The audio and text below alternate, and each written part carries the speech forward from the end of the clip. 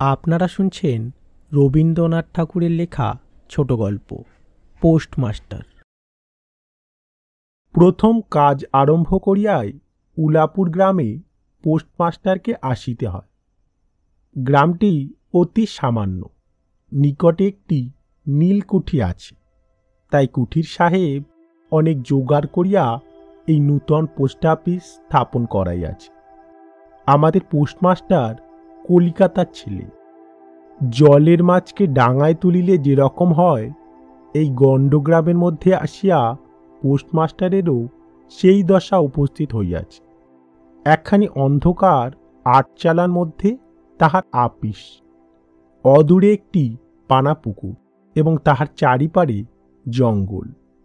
কুঠির গোমস্তা প্রভৃতি যে সকল কর্মচারী আছে, তাহাদের ফুরসত প্রায় নাই এবং তাহারা ভদ্রলোকের সহিত মিশিবার উপযুক্ত নহে। বিশেষত কলিকাতার ছেলে ভালো করিয়া মিশিতে জানে না। অপরিচিত স্থানে গেলে হয় উদ্ধত নয় অপ্রতিভ হইয়া থাকে। এই কারণে স্থানীয় লোকের সহিত তাহার মেলামেশা হইয়া ওঠে না। অথচ হাতে কাজ অধিক নাই। কখনো কখনো দুটো একটা কবিতা লিখতে চেষ্টা করেন। তাহাতে এমন ভাব ব্যক্ত করিয়াছেন যে সমস্ত দিন তরুপল্লবের কম্পন এবং আকাশের মেঘ দেখিয়া জীবন বড় সুখে কাটিয়া যায়। কিন্তু অন্তর্যামী জানেন, যদি আরব্য উপন্যাসের কোনো এক দৈত্য আসিয়া এক রাত্রির মধ্যে এই শাখাপল্লব সমেত সমস্ত গাছগুলা কাটিয়া পাকা রাস্তা বানাইয়া দেয় এবং সারি সারি অট্টালিকা আকাশের মেঘকে দৃষ্টপথ হইতে রুদ্ধ করিয়া রাখে, তাহা হইলে এই আধমরা ভদ্র সন্তানটি পুনশ্চ নবজীবন লাভ করিতে পারে। পোস্টমাস্টারের বেতন অতি সামান্য, নিজেকে রাঁধিয়া খাইতে হয় এবং গ্রামের একটি পিতৃমাতৃহীন অনাথা বালিকা তাহার কাজকর্ম করিয়া দেয়। চারিটি চারিটি খাইতে পায়। মেয়েটির নাম রতন, বয়স 12-13। বিবাহের বিশেষ সম্ভাবনা দেখা যায় না। সন্ধ্যার সময় যখন গ্রামের গোয়াল ঘর হইতে ধূম কুণ্ডলায়িত হইয়া উঠিত, ঝোপে ঝোপে ঝিল্লি ডাকিত, দূরে গ্রামের নেশাখোর বাউলের দল খোল করতাল বাজাইয়া উচ্চৈস্বরে গান জুড়িয়া দিত, যখন অন্ধকার দাওয়ায় একলা বসিয়া গাছের কম্পন দেখিলে কবি হৃদয়েও ঈষৎ হৃৎকম্পন উপস্থিত হইত, তখন ঘরের কোণে একটি ক্ষীণ শিখা প্রদীপ জ্বালিয়া পোস্টমাস্টার ডাকিতেন, রতন। রতন দ্বারে বসিয়া এই ডাকের জন্য অপেক্ষা করিয়া থাকিত, কিন্তু এক ডাকেই ঘরে আসিত না। বলিত, কি গো দাদাবাবু, কেন ডাকছ? পোস্টমাস্টার, তুই কি করছিস? রতন, এখনই চুলো ধরাতে যেতে হবে হেঁসেলের। পোস্টমাস্টার, তোর হেঁসেলের কাজ পরে হবে, এখন একবার তামাকটা সেজে দে তো। অনতিবিলম্বে দুটি গাল ফুলাইয়া কলিকায় ফুঁ দিতে দিতে রতনের প্রবেশ। হাত হইতে কলিকাটা লইয়া ফস করিয়া পোস্টমাস্টার জিজ্ঞাসা করে, আচ্ছা রতন, তোর মাকে মনে পড়ে? সে অনেক কথা, কতক মনে পড়ে, কতক মনে পড়ে না। মায়ের চেয়ে বাপ তাহাকে বেশি ভালোবাসিত। বাপকে অল্প অল্প মনে আছে। পরিশ্রম করিয়া বাপ সন্ধ্যাবেলায় ঘরে ফিরিয়া আসিত। তাহারই মধ্যে দৈবাৎ দুটি একটি সন্ধ্যা তাহার মনে পরিষ্কার ছবির মতো অঙ্কিত আছে। এই কথা হইতে হইতে ক্রমে রতন পোস্টমাস্টারের পায়ের কাছে মাটির উপর বসিয়া পড়িত। মনে পড়িত তাহার একটা ছোট ভাই ছিল। বহু পূর্বেকার বর্ষার দিনে একদিন একটা ডোবার ধারে দুজনে মিলিয়া গাছের ভাঙা ডালকে ছিপ করিয়া মিছামিছি মাছ ধরা খেলা করিয়াছি। অনেক গুরুতর ঘটনার চেয়ে সেই কথাটাই তাহার মনে বেশি উদয় হইত। এইরূপ কথা প্রসঙ্গে মাঝে মাঝে বেশি রাত হইয়া যাইত। তখন আলস্যক্রমে পোস্টমাস্টারের আর রাঁধিতে ইচ্ছা করিত না। সকালের বাসি ব্যঞ্জন থাকিত এবং রতন তাড়াতাড়ি উনুন ধরাইয়া খান কয়েক রুটি সেঁকিয়া আনিত। তাহাতেই উভয়ের রাত্রের আহার চলিয়া যাইত। একদিন সন্ধ্যাবেলায় সেই বৃহৎ আটচালার কোণে আফিসের কাঠের চৌকির উপর বসিয়া পোস্টমাস্টারও নিজের ঘরের কথা পাড়িতেন, ছোট ভাই, মা এবং দিদির কথা। প্রবাসে একলা ঘরে বসিয়া যাহাদের জন্য হৃদয় ব্যথিত হইয়া উঠিত তাহাদের কথা, যে সকল কথা সর্বদাই মনে উদয় হয় অথচ নীলকুঠির গোমস্তাদের কাছে যাহা কোনো মতেই উত্থাপন করা যায় না, সেই কথা একটি অশিক্ষিতা ক্ষুদ্র বালিকাকে বলিয়া যাইতেন। কিছুমাত্র অসঙ্গত মনে হইত না। অবশেষে এমন হইল, বালিকা কথোপকথনকালে তাহার ঘরের লোকদিগকে মা, দিদি, দাদা বলিয়া চিরপরিচিতির ন্যায় উল্লেখ করিত। এমনকি তাহার ক্ষুদ্র হৃদয়পটে বালিকা তাহাদের কাল্পনিক মূর্তিও চিত্রিত করিয়া লইয়াছিল। একদিন বর্ষাকালে মেঘমুক্ত দ্বীপ্রহরে ঈষৎতপ্ত সুকোমল বাতাস দিতেছিল। রৌদ্রে ভিজে ঘাস এবং গাছপালা হইতে এক প্রকার গন্ধ উত্থিত হইতেছিল। মনে হইতেছিল যেন ক্লান্ত ধরণীর উষ্ণ নিঃশ্বাস গায়ের উপর আসিয়া লাগিতেছে এবং কোথাকার এক নাছোড়বান্দা পাখি তাহার একটানা সুরের নালিশ সমস্ত দুপুরবেলা প্রকৃতির দরবারে অত্যন্ত করুণ স্বরে বারবার আবৃত্তি করিতেছিল। পোস্টমাস্টারের হাতে কাজ ছিল না। সেদিনকার বৃষ্টিধৌত মসৃণ চিক্কণ তরুপল্লবের হিল্লোল এবং পরাভূত বর্ষার ভগ্নাবিশিষ্ট রৌদ্র শুভ্র স্তূপাকার মেঘস্তর বাস্তবিক দেখিবার বিষয় ছিল। পোস্টমাস্টার তাহা দেখিতেছিলেন এবং ভাবিতেছিলেন, এই সময় যদি কাছে একটি কেহ নিতান্ত আপনার লোক থাকিত, হৃদয়ের সহিত সংলগ্ন একটি স্নেহপুত্তলী মানব মূর্তি। ক্রমে মনে হইতে লাগিল সেই পাখি ওই কথাই বারবার বলিতেছে এবং এই জনহীন তরুচ্ছায়া নিমগ্ন মধ্যাহ্নের পল্লব মর্মরের অর্থ কতকটা ঐরূপ। কেহ বিশ্বাস করে না এবং জানিতেও পারে না, কিন্তু ছোট্ট পল্লীর সামান্য বেতনের সাব পোস্টমাস্টারের মনে গভীর নিস্তব্ধ মধ্যাহ্নে দীর্ঘ ছুটির দিনে এরূপ একটা ভাবের উদয় হইয়া থাকে। পোস্টমাস্টার একটা দীর্ঘ নিঃশ্বাস ফেলিয়া ডাকিলেন, রতন। রতন তখন পেয়ারা তলায় পা ছড়াইয়া দিয়া কাঁচা পেয়ারা খাইতেছিল। প্রভুর কণ্ঠস্বর শুনিয়া অবিলম্বে ছুটিয়া আসিল। হাঁপাইতে হাঁপাইতে বলিল, দাদাবাবু ডাকছ? পোস্টমাস্টার বলিলেন, তোকে আমি একটু একটু করে পড়তে শেখাব বলিয়া সমস্ত দুপুরবেলা তাহাকে লইয়া স্বরে অ স্বরে আ করিলেন এবং এইরূপে অল্পদিনেই যুক্ত অক্ষর উত্তীর্ণ হইলেন। শ্রাবণ মাসে বর্ষণের আর অন্ত নাই। খালবিল জলে ভরিয়া উঠিল। অহর্নিশি ভেবে ডাক এবং বৃষ্টির শব্দ। গ্রামের রাস্তায় চলাচল এক প্রকার বন্ধ। নৌকায় করিয়া হাটে যাইতে হয়। একদিন প্রাতকাল হইতে খুব বাদলা করিয়াছে।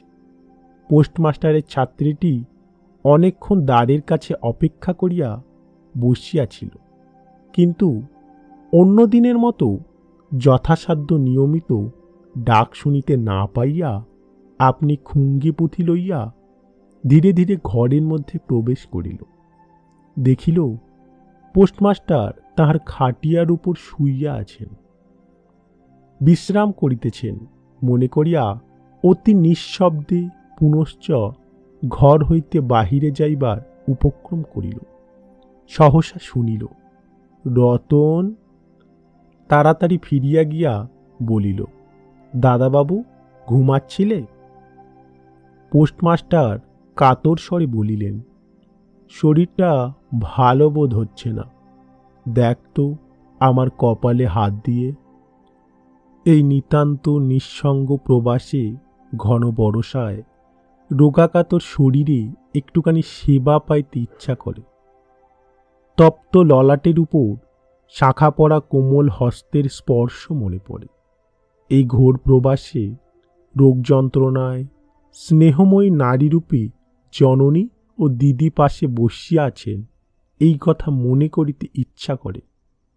এবং এ স্থলে প্রবাসীর মনের অভিলাষ ব্যর্থ হইল না। বালিকা রতন আর বালিকা রহিল না। সেই মুহূর্তেই সে জননীর পদ অধিকার করিয়া বসিল। বৈদ্য ডাকিয়া আনিল, যথাসময়ে বটিকা খাওয়াইল। সারা রাত্রি শিহরে জাগিয়া রহিল। আপনি পথ্য রাঁধিয়া দিল এবং শতবার করিয়া জিজ্ঞাসা করিল, হ্যাঁ গো দাদাবাবু, একটুখানি ভালো বোধ হচ্ছে কি? বহুদিন পরে পোস্টমাস্টার ক্ষীণ শরীরে রোগশয্যা ত্যাগ করিয়া উঠিলেন। মনে স্থির করিলেন, আর নয়, এখান হইতে কোনো মতে বদলি হইতে হইবে। স্থানীয় আশ্বাস্তের উল্লেখ করিয়া তৎক্ষণাৎ কলিকাতায় কর্তৃপক্ষের নিকট বদলি হইবার জন্য দরখাস্ত করিলেন। রোগসেবা হইতে নিষ্কৃতি পাইয়া রতন দ্বারের বাহিরে আবার তাহার স্বস্থান অধিকার করিল। কিন্তু পূর্ববৎ আর তাহাকে ডাক পড়ে না। মাঝে মাঝে উঁকি মারিয়া দেখে পোস্টমাস্টার অত্যন্ত অন্যমনস্কভাবে চৌকিতে বসিয়া অথবা খাটিয়ায় শুইয়া আছেন। রতন যখন আহ্বান প্রত্যাশা করিয়া বসিয়া আছে, তিনি তখন অধীর চিত্তে তাহার দরখাস্তের উত্তর প্রতীক্ষা করিয়াছেন। বালিকা দ্বারের বাহিরে বসিয়া সহস্র বার করিয়া তাহার পুরানো পড়া পড়িল, পাছে যেদিন সহসা ডাক পড়িবে সেদিন তাহার যুক্ত অক্ষর সমস্ত গোলমাল হইয়া না যায়।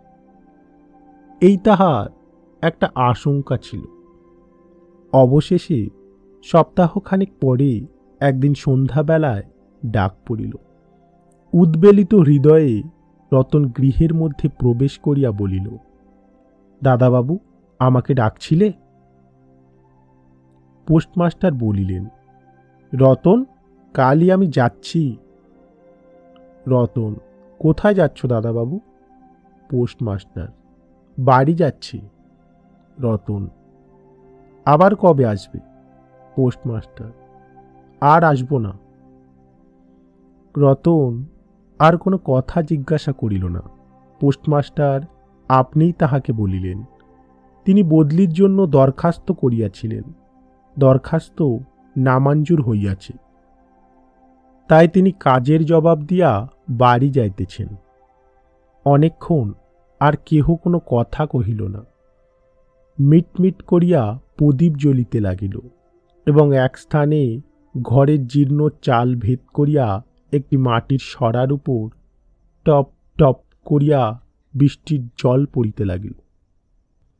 কিছুক্ষণ পরে রতন আস্তে আস্তে উঠিয়া রান্নাঘরে রুটি গড়িতে গেল। অন্য দিনের মতো তেমন চটপট হইল না। বোধ করি মধ্যে মধ্যে মাথায় অনেক ভাবনা উদয় হইয়াছিল। পোস্টমাস্টারের আহার সমাপ্ত হইলে পর বালিকা তাহাকে জিজ্ঞাসা করিল, দাদাবাবু আমাকে তোমাদের বাড়িতে নিয়ে যাবে? পোস্টমাস্টার হাসিয়া কহিলেন, সে কি করে হবে? ব্যাপারটা যে কি কি কারণে অসম্ভব তাহা বালিকাকে বুঝানো আবশ্যক বোধ করিলেন না।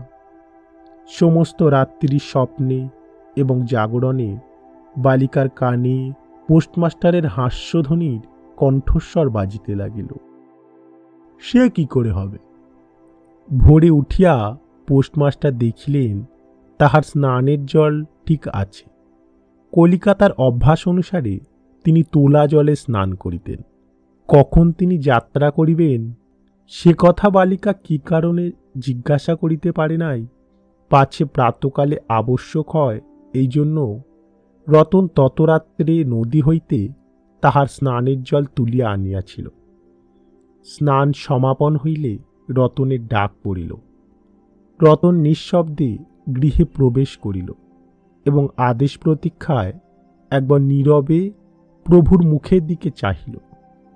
প্রভু কহিলেন, রতন, আমার জায়গায় যে লোকটি আসবেন তাকে বলে দিয়ে যাব। তিনি তোকে আমার মতোই যত্ন করবেন। আমি যাচ্ছি বলে তোকে কিছু ভাবতে হবে না। এই কথাগুলি যে অত্যন্ত স্নেহগর্ব এবং দয়াদ্র হৃদয় হইতে উত্থিত সে বিষয়ে কোনো সন্দেহ নাই। কিন্তু নারী হৃদয় কে বুঝিবে? রতন অনেকদিন প্রভুর অনেক তিরস্কার নীরবে সহ্য করিয়াছে, কিন্তু এই নরম কথা সহিতে পারিল না।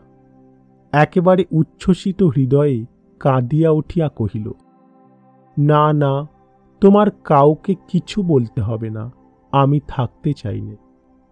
পোস্টমাস্টার রতনের এরূপ ব্যবহার কখনো দেখেন নাই, তাই অবাক হইয়া রহিলেন। নূতন পোস্টমাস্টার আসিল। তাহাকে সমস্ত চার্জ বুঝাইয়া দিয়া পুরাতন পোস্টমাস্টার গমন উন্মুখ হইলেন। যাইবার সময় রতনকে ডাকিয়া বলিলেন, রতন, তোকে আমি কখনো কিছু দিতে পারিনি, আজ যাবার সময় তোকে কিছু দিয়ে গেলুম, এতে তোর দিন কয়েক চলবে।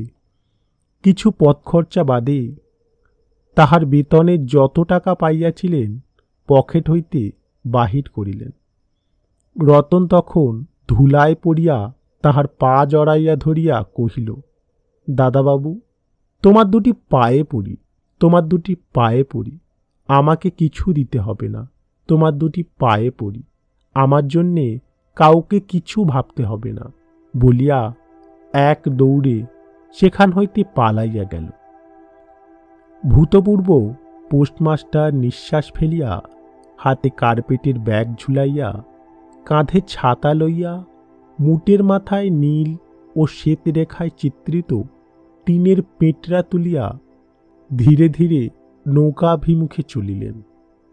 যখন নৌকায় উঠিলেন এবং নৌকা ছাড়িয়া দিল, বর্ষা বিস্ফারিত নদী ধরনের উচ্ছ্বলিত অশ্রু রাশির মতো চারিদিকে ছলছল করিতে লাগিল। তখন হৃদয়ের মধ্যে অত্যন্ত একটা বেদনা অনুভব করিতে লাগিলেন। একটি সামান্য গ্রাম্য বালিকার করুণ মুখচ্ছবি যেন এক বিশ্বব্যাপী বৃহৎ অব্যক্ত মর্মব্যথা প্রকাশ করিতে লাগিল। একবার নিতান্ত ইচ্ছা হইল ফিরিয়া যাই, জগতের ক্রোড় বিচ্যুত সেই অনাথিনীকে সঙ্গে লইয়া আসি।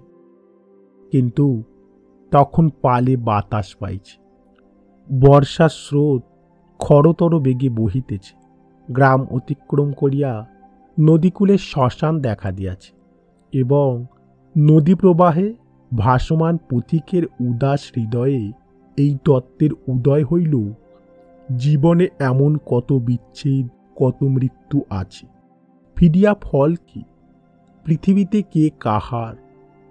কিন্তু রতনের মনে কোনো তত্ত্বের উদয় হইল না। সে সেই পোস্ট অফিস গৃহের চারিদিকে কেবল অশ্রু জলে ভাসিয়া ঘুরিয়া ঘুরিয়া বেড়াইতেছিল। বোধ করি তাহার মনে ক্ষীণ আশা জাগিতেছিল, দাদাবাবু যদি ফিরিয়া আসে। সেই বন্ধনে পড়িয়া কিছুতেই দূরে যাইতে পারিতেছিল না। আহায় বুদ্ধিহীন মানব হৃদয়! ভ্রান্তি কিছুতেই ঘোচে না। যুক্তিশাস্ত্রের বিধান বহু বিলম্বে মাথায় প্রবেশ করে। প্রবল প্রমাণকেও অবিশ্বাস করিয়া মিথ্যা আশাকে দুই বাহু পাশে বাঁধিয়া বুকের ভিতরে প্রাণপণে জড়াইয়া ধরা যায়। অবশেষে একদিন সমস্ত নারী কাটিয়া হৃদয়ের রক্ত শুষিয়া সে পলায়ন করে। তখন চেতনা হয় এবং দ্বিতীয় ভ্রান্তি পাশে পড়িবার জন্য চিত্ত ব্যাকুল হইয়া ওঠে।